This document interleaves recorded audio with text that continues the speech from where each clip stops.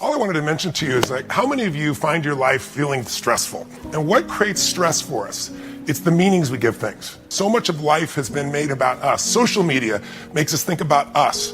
We're always trying to project ourselves, be a certain way. And that creates an internal pressure that we can't match because life isn't the way you see in social media. I'm sure you've seen many people that are so depressed because they live in social media.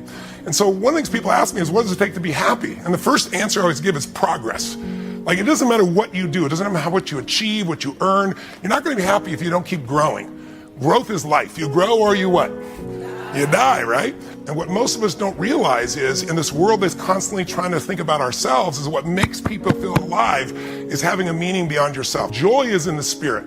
And when your spirit is aligned, that's because you're doing something beyond yourself. You have a meaning. When you think just about yourself, the human mind, it's 2 million years old, this brain. And it's always looking for what's wrong, what could go wrong, what could avoid. But the minute you stop thinking about yourself, we enter the realm of our spirit. Everybody should have something that they care about. Now, I'm sure you do that with your children. How many of you do more for your kids than yourself? No BS, right? Somebody who does something for themselves, buys something, does something, they experience a certain amount of pleasure. And it has a very short fuse of time. Like if you achieve some great goal, think of a great goal that you've had in your life, something you achieved. How'd you feel when you achieved it? Pretty amazing, right? But for how long did you feel good? For 5 years? For a year? For 6 months after that great achievement? For 3 weeks? For 3 days? For 3 hours? Most people are somewhere between 3 hours and 3 weeks max. And the reason is we're meant to keep growing, but we're meant to grow so we give something. My life was changed when I literally had nothing. And I went to literally had no money left. I couldn't pay my rent. I was living in a place called Venice, California, and feeling sorry for myself. And no money, and trying to figure out what I was gonna do. And I had about, $21 and some change left over. And so I left my car because I didn't want to pay for parking. I walked to this all-you-could-eat place about 3 miles away that was on the water in a place called Marina del Rey. I figured I'll inspire myself and be there. And I'll never forget, I went in, and I'm going to eat as much food as I possibly can to load up for the winter. And this little boy walks in, and he held the door for his mom, and he held out the seat for her, and they sat down, and they had this incredible conversation. In the middle of my survival eating, I couldn't help but be moved by this. I don't know what it was, maybe triggered something in my own past, I don't know what, but I was really moved. And so I went and paid what was $5.95, and I have whatever, $13, $14, $15 in change in my pocket. And on the way out, I stopped to introduce myself to this little boy. And I said, hi, I'm Tony. My name's Charles. I said, Charles, I'm really impressed with you. I said, see how I held the door for your lady? I see you held out her chair. I see you looking deep and being present with her. And I said, that's amazing. Well, she's my mom. And I said, that's even more impressive. You've taken her lunch like this. And he goes, well, I'm 7. I don't have a job yet. And I had no plan whatsoever. All I did was in the moment, I just instantly reached in my pocket. I didn't even look at the lady. I took all the money I had left in my life, and I put it on the table in front of him. And I said, yes, you are taking her to lunch. And he looked at me, and his eyes like garbage can covers, big like this. And he said, I can't do that. And I said, yes, you can. He goes, how come? I said, because I'm bigger than you are. Right? And I didn't look at the lady, I didn't for that. And I walked out that door, and then my car wasn't there, right? I didn't realize I'm skipping 3 miles home like a child. I was filled with so much joy. I should have been going, what the hell's going on? I don't know what I'm going to eat tomorrow. I can't pay for anything, right? But what happened for me that day is I woke up the next day, and I got the snail mail in those days. I'm that old. There was no internet then. And I got all these bills, and I opened this note. And it's from a guy I loaned $1,000 to about 5 months before, and I had some money, and I'd been calling him. I needed it to survive. He sent me a check back, said, I'm so sorry, and he gave me interest. In those days, that was enough for me to more than survive for a month. And I was crying my eyes out, and I thought, why did this happen? It happened because I did what was right. I didn't do it for stars on my chart. I didn't do it to tell somebody. I just did it because it's right. So I invite you, find something that you can do that's beyond yourself, something little. You can be contributing to the trafficking issue. That's obviously a huge one for me. I found it's something really interesting is that people that have typically gone to really good schools and done really well grade-wise, they're used to getting A's on everything, have a much harder time taking risk because they look at something that has a low probability of success and say, well, why would I do that? I'm used to getting A's and that's 95%. So why would I do something that has 20%? Well, because the outcome is 200x or 500x. That's why you do it. But a lot of people just can't get comfortable with that. I think that's the difference between an entrepreneur and not. Somebody who's comfortable with a low probability of success with a huge outcome. And then you go after it and you're okay failing. I failed so many times as a kid, whether it be academically or otherwise, that I was so comfortable with failing that it was not even a concept. It just meant that combined with just being chill generally about things not working out, the combination of that allowed me to like freely just take risks without any regard for like maybe failing. I love the story that you have about applying to college and the non-zero probability. I thought that was really, really a powerful story. Yeah. Walk us through that. Okay, yeah, so, I didn't have good grades in high school. I really didn't. This is funny, I tell people this and nobody believes this story, but it was sophomore year in high school. I remember walking down sort of the corridor and somebody's like, hey, where are you gonna go to college, or what are you thinking about? I said, oh, I'm probably just gonna go to Harvard. And they said, Harvard? Like, you can't, you're not gonna get in Harvard. And I was like, what do you mean? Don't you just like kind of send your thing in and pay and go? Like, no, you have to actually apply and they have to accept you. That was sophomore year in high school is when I learned that, which is crazy these days because I've been talking to my daughters since they were like, this yay big about college. So I didn't really know. So I wasn't applying myself in school, didn't have good grades. And my dad had asked me, I did all the applying myself, went to the colleges myself, parents didn't know what was going on. And then after the deadline, this is like in January, February, the deadline was like, November, December, applying to college. And my dad said, hey, how's it going? How's the college stuff coming? Where are you going to apply? I said, oh, I already did. I applied. I'm done. He's like, oh, you applied already? What did you apply to Wharton? Because he knew that I talked about that business school and I wanted to do business and stuff. I'm like, oh no, I didn't apply to Wharton. There's no way I could have gotten in. And he said, oh really? There's no way you could have gotten in. Zero. It's zero. And I said, well, I don't know if it's zero. It's pretty close to zero though. And I said, there's a lot of essays and all this stuff. He's like, oh, so it's work. You didn't want to do the work. I said, no, I'm fine to do the work. It's basically, my guidance counselor told me I can't get in. Objectively, I don't think I can get in. So, I didn't apply. And he's like, all right. And he was looking at me and I'm like, all right, you're right, Dad. I'm going to apply, And this was after the deadline. So this is like 2 months later. I went, did all the essays, did the whole application, did everything, sent it in. I never forget, it was like May when you sort of got the letter. I went out to the mailbox, I saw it. It said, Wharton School. I ran in, I opened it up. Yeah, I got rejected. But it really taught me a great lesson because when I was opening that envelope, it really felt non-zero to me. Even though it was like, I had no chance of getting in and it was after the fact, and it probably was as close to zero as anything could possibly get, but I just felt like happy that I went through the process.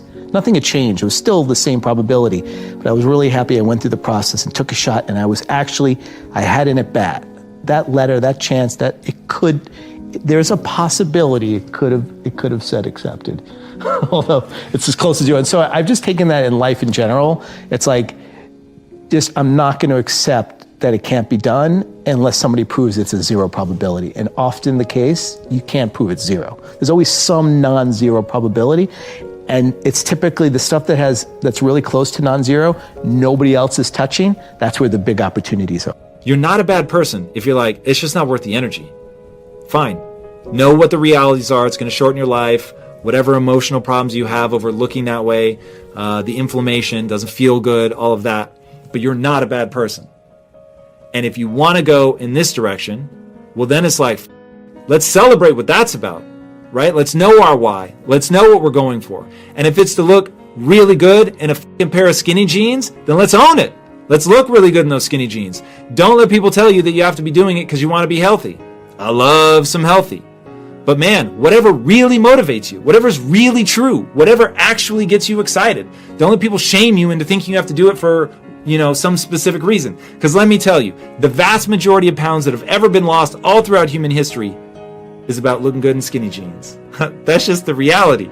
So, but that doesn't make you a better person. This doesn't make you a worse person. Over here, you're less healthy. It's going to have its consequences.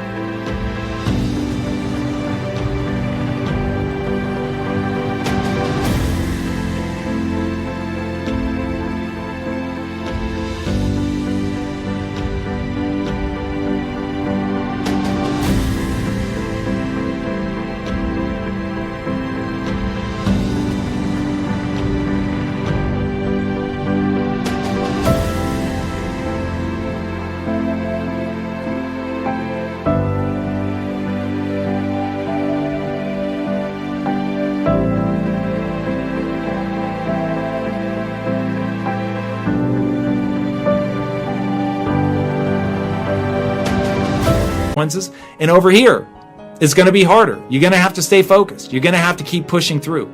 So decide what it is you want to do and get fucking amped about it. And if you can't get amped about it, focus on that. You got to focus on the motivation. You've got to get yourself in a position where you want the change. But don't spend cycles lashing yourself, hating yourself. I can think of nothing worse. The only thing that makes me sad is when somebody's overweight, eating ice cream by themselves in the corner of the Cold Stone, crying, right? That's fucking heartbreaking. An overweight person enjoying ice cream like it was their last fucking meal, good on you. The person over here that never touches ice cream, man, because they're going hard. They know what they want. They're amped. They want to live forever. They want to feel good. They want to look good. They want to be strong. I get that. Put time and energy into it. They're choices. No matter how hard something is, you've got a choice. And so I always come back to that one simple phrase. Now what? I'm in this situation. Let me tell you, Tom Bilyeu has a very easy time putting on fat and a very hard time getting lean. Now what? You going to work harder and get the six-pack abs or not? And that's it. All right. I know you can do this. You got this. I'm cheering for you. But ultimately, as much as I wish I could want it for people, I cannot. You've got to want this for yourself. You have to take responsibility and know that you can get whatever you want. Whole food. That's it. You do that, be a life changer. All right, guys, I'm telling you, you are but one habit, one killer routine away from having the exact life that you want. Your life is a reflection of the choices that you make. Think about how your decision is going to make you feel the next day and watch what happens. The foundation of that is your daily habits. It's creating winning habits, winning routines, and a winning mindset. That's the formula. It's all about getting comfortable being uncomfortable. And that is what gives you freedom. You guys are entitled to what you're entitled to is an opportunity to show up and be your best. You're running out of the most valuable asset, and why wait another moment not to? Who knows how much more time you have? If you have an audition coming up, or a test, or an exam, that's your name. That's the best you are right now. Make it the best you are right now. I don't care what it is. I don't care how difficult it is. Listen, you better put some strength in your...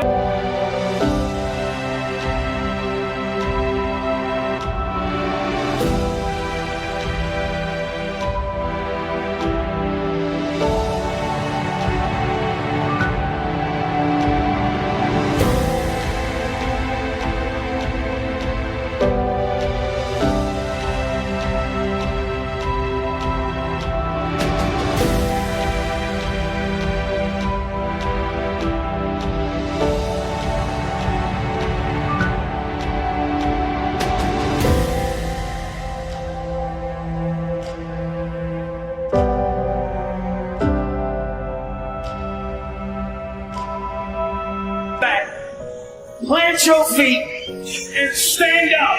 Don't you dare sit down. Don't you dare crumble under the weight of it. Don't you dare give in because of the nature of it. Don't you dare go home and raise the white flag of surrender, because at the end of that journey, you will be a fundamentally different person. In fact, that is the point, my friends, of going on a journey. The journey is never the point. The point is always. The point is always self-transformation.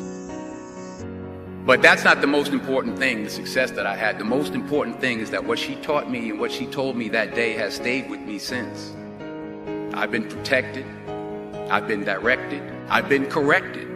I've kept God in my life and it's kept me humble. I didn't always stick with him, but he always stuck with me. You have these dreams. Dreams without goals remain dreams. Dreams without goals. Yearly goals, life goals, daily goals, monthly goals, hourly goals, minute by minute goals. Dreams without goals are just dreams.